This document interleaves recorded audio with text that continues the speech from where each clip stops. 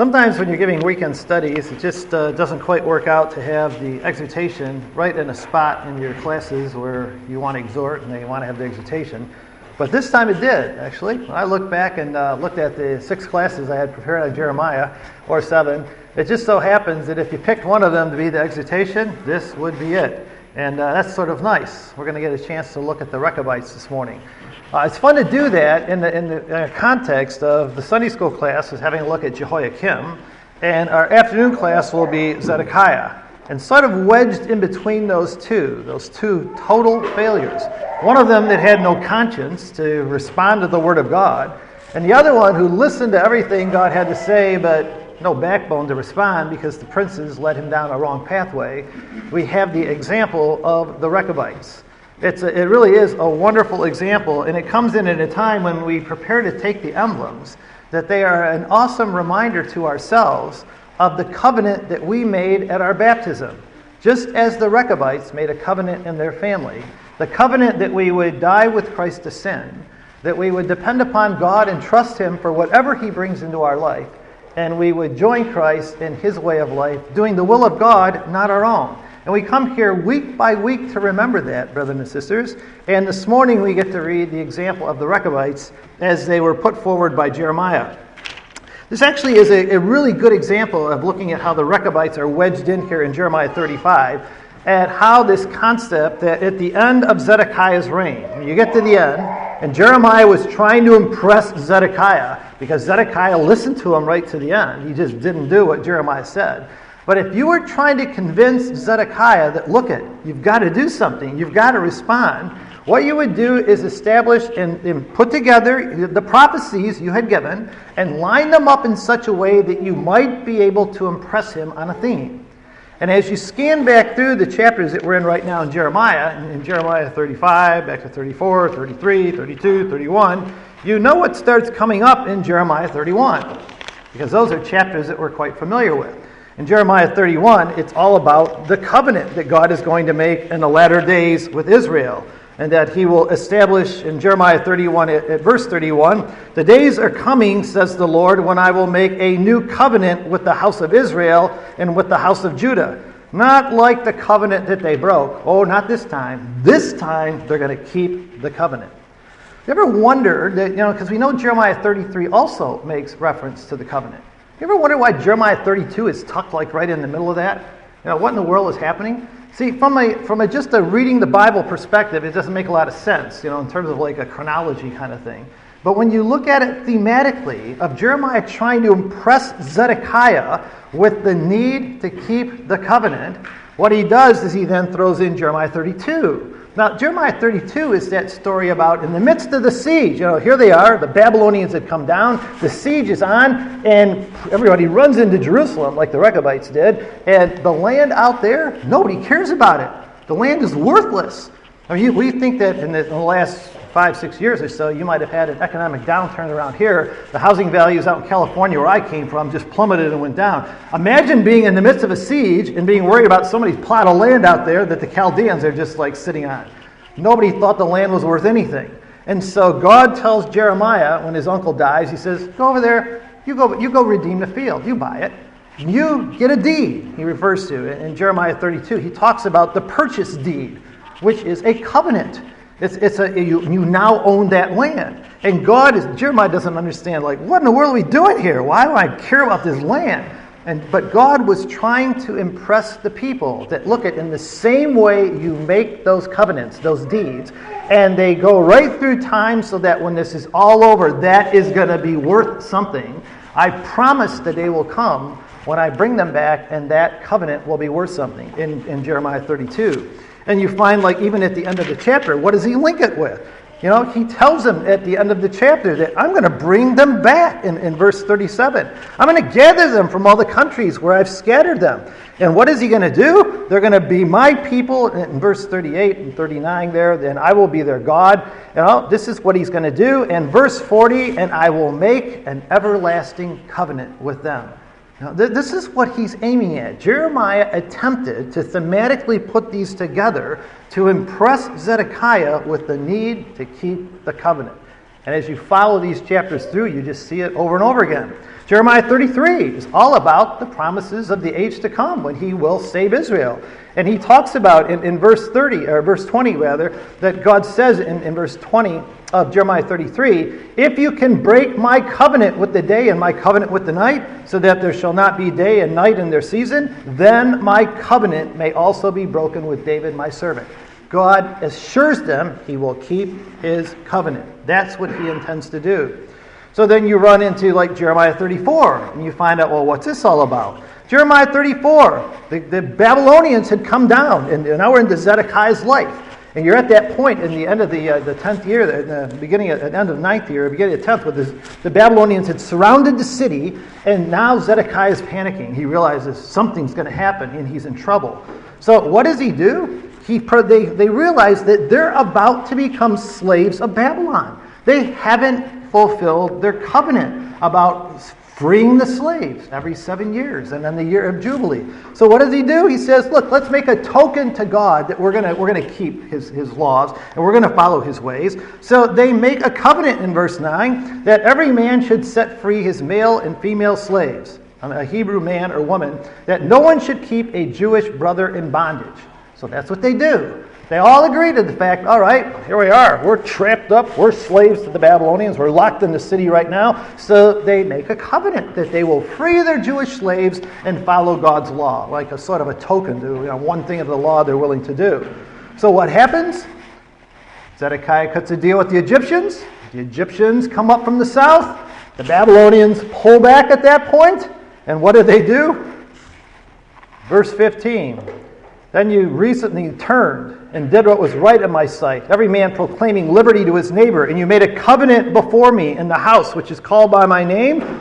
That's what you just did. You made a covenant to keep it, but then in verse 16, then you turned around and profaned my name, and every one of you brought back his male and female slaves which he had, and you didn't set them free. You took them back. As soon as the Babylonians pulled away, they went right back, broke the covenant they had just made, and they took their slaves back again. They said, oh, wait, we're going to renege on that covenant because now there's no pressure anymore to keep it. And, what a sad case you can see as you're reading through Jeremiah 34 and you're looking at how they had not kept the covenant. All right? And in verse 18, God looks forward to the day. I will give the men who have transgressed my covenant, who have not performed the words of the covenant which they made with me when they cut the calf in two and passed between the parts. They had made a promise to God. And God expects us to keep our promises. That's what this whole section is really all about in Jeremiah. God's going to keep his promises. He has promised to forgive our sins. He has promised to stand with us, and like he did with Jeremiah, to make us bronze pillars and walls. He'll stand with us, and he'll save us through all the afflictions of our life.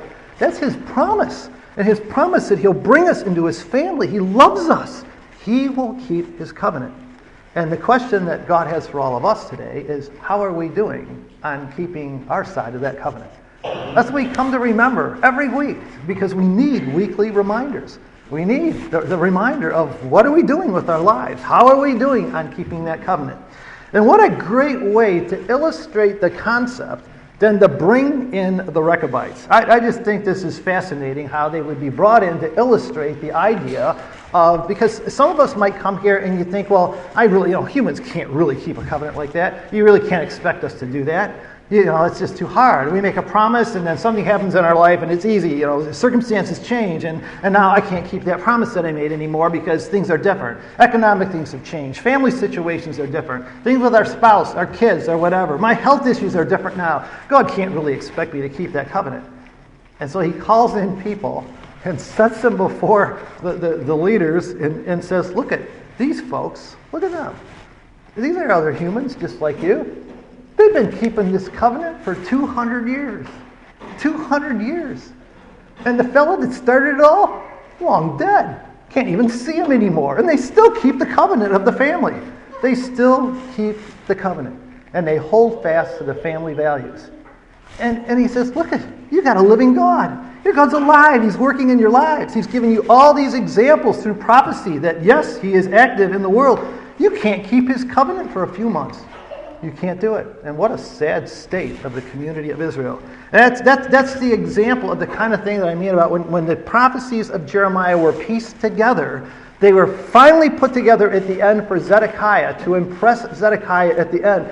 Look, at either you get back to the covenant and you are faithful to the covenant, or the fire's going to break out in your day and it's going to burn forever. This is the end. This is the last chance. And in many similar ways, brothers and sisters and young people, we live in a similar day today. We are at the end. We are at the end. And at any moment, Christ can come back. And the events of the end will just snowball and happen so fast to bring about the kingdom of God. Now, when you go back and look at the background to these Rechabites, they get brought in, all right? This happened in the days of Jehoiakim. So this is Jehoiakim's time. So I really think that what he's done is compiled all this together for Zedekiah at the end and said, here's what we did in the days of Jehoiakim. Because can't you see Jeremiah trying to compile the events back then and impress Jehoiakim the same way? He just didn't respond. No conscience whatever, but Jeremiah tried. And I'm sure Barak was just copying down all these passages, putting them together, and attempting to change Jehoiakim back there at this time. So they went to the house of the Rechabites, and they got some of the Rechabites, and they brought them in and set them in. Look what they did in verse 2. Speak to them and bring them into the house of the Lord, into one of the chambers, and give them wine to drink. So they're right there on display. It would be like calling in some of the Rechabites. Well, they happen to be in the city right now because usually they don't live with us. Usually they're out there in tents. But now, because the Chaldeans have come and surrounded the city, they came into Jerusalem for protection. So bring in some of the Rechabites, right into the chambers so that all the leaders were there. And we'll set them up right in front here. We'll set them down at the tables, and we're going to give them wine to drink. We're going to put wine in front of them. Well, let's watch and see what they do. Now, these Rechabites, when you go back and try to figure out where in the world did they come from, how did this ever happen? And it's a really interesting story when you look back through the history. We think that what happened with the Rechabites is that they came from the time when Israel came out of Egypt, and Moses came back to Midian to meet his father-in-law, and Moses meets up with Reuel, who was the priest of Midian. In Exodus 3 and verse 1, he's actually referred to as Jethro. And he ends up becoming Moses' father-in-law because he gives him Zipporah to marry. So in Exodus 18, after the children of Israel left Egypt, and they're pulling away from the Egyptians at this point, and they come out into the wilderness, Jethro brings Zipporah and Moses' children, his two sons, to meet Moses. And Jethro rejoices in Yahweh's victories. He talks about Yahweh, the God of Israel, and he's rejoicing in the victories over Egypt. He offers sacrifices. He has a fellowship meal with Moses and Aaron and the elders of Israel. And Jethro gives Moses advice, remember, about dividing up the work of judging the people. This is Jethro. This is his father-in-law.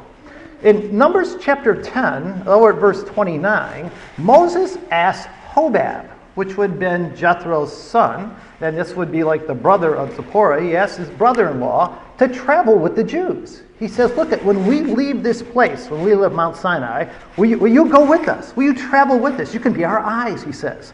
And when you read the account in Numbers chapter 10, Hobab doesn't want to go. He wants to stay with his family. And there's nothing said about whether or not he went or not. But in Judges chapter 1, all the way to the period of the Judges, you find out that some of the family is with Moses. You find, like Heber in this case, in Judges chapter 1, he shows up, in Judges chapter 1, if you just skip over to verse 15 or 16 in there in Judges 1, you'll see that some of them did actually come. It's down in Judges chapter 1 at, on verse 16 right there. Now, the children of the Kenite, Moses' father-in-law, went up from the city of the palms with the children of Judah when they were going out to conquer the land.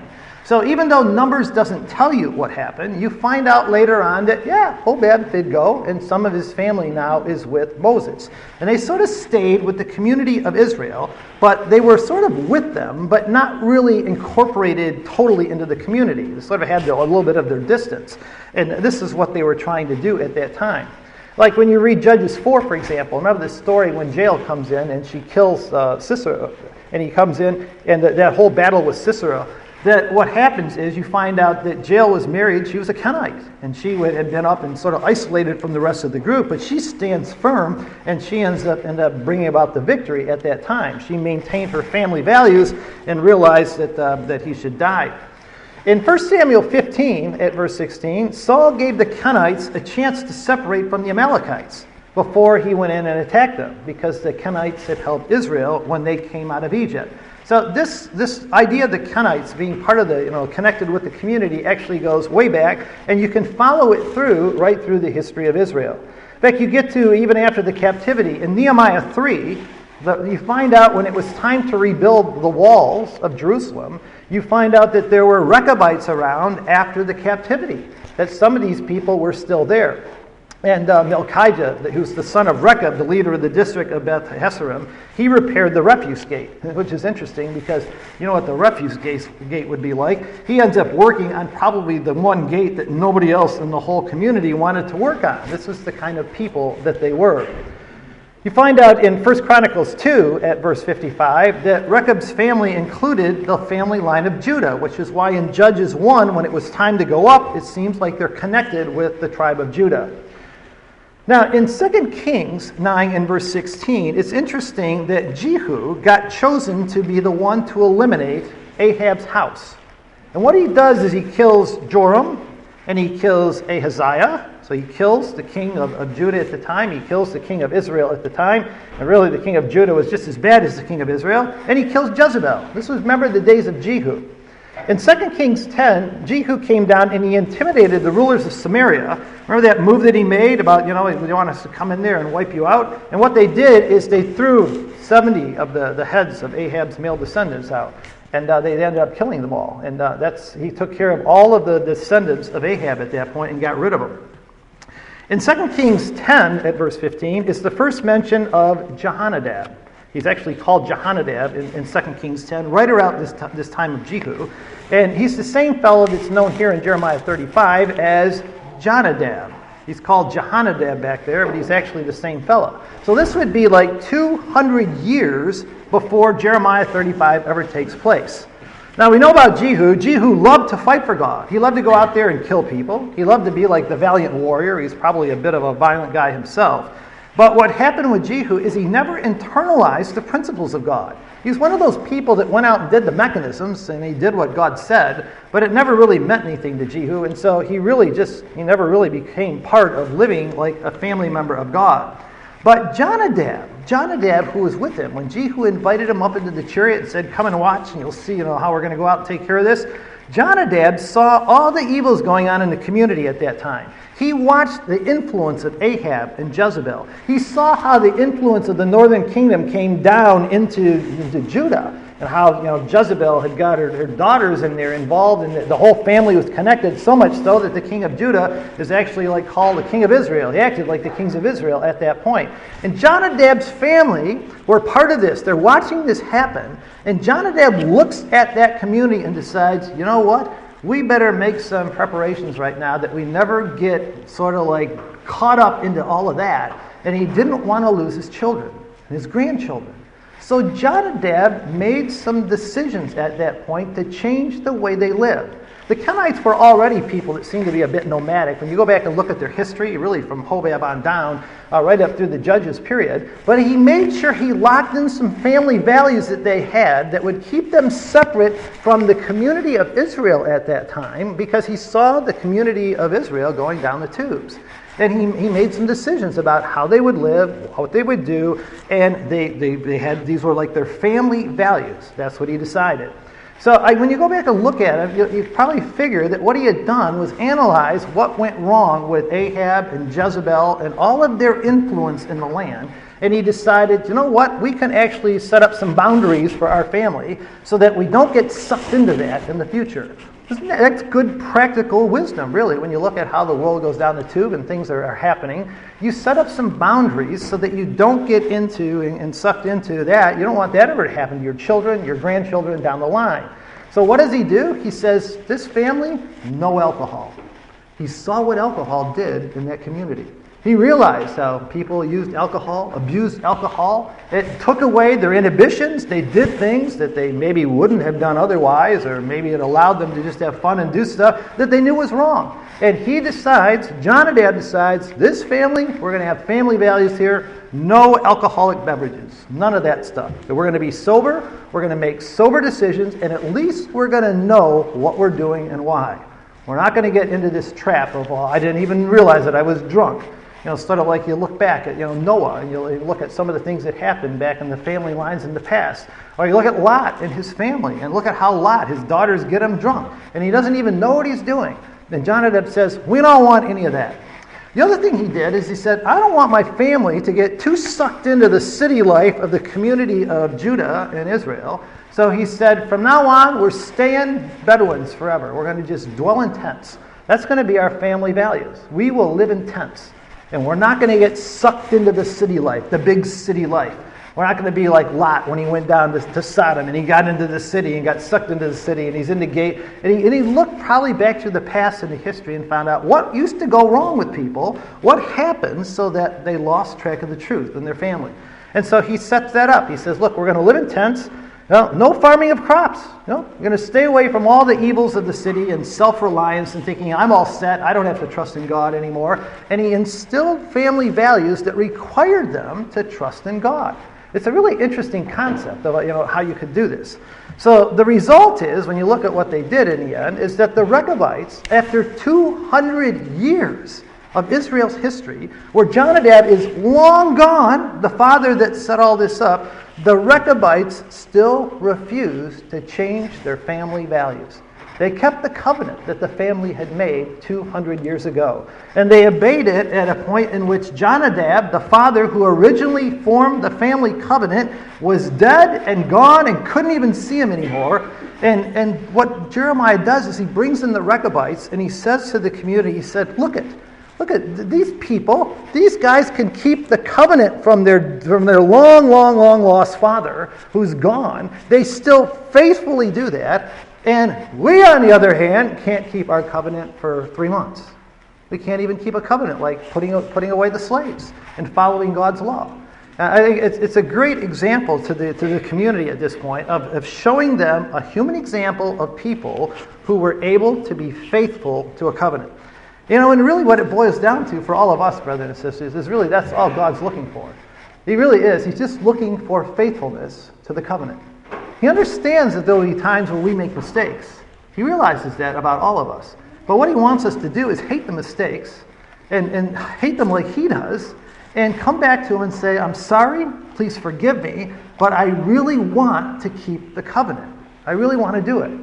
So what he does for all of us is he provides us with opportunities to practice that kind of faithfulness. Did you realize that's what family life is really all about? God designed family life. He made it that way.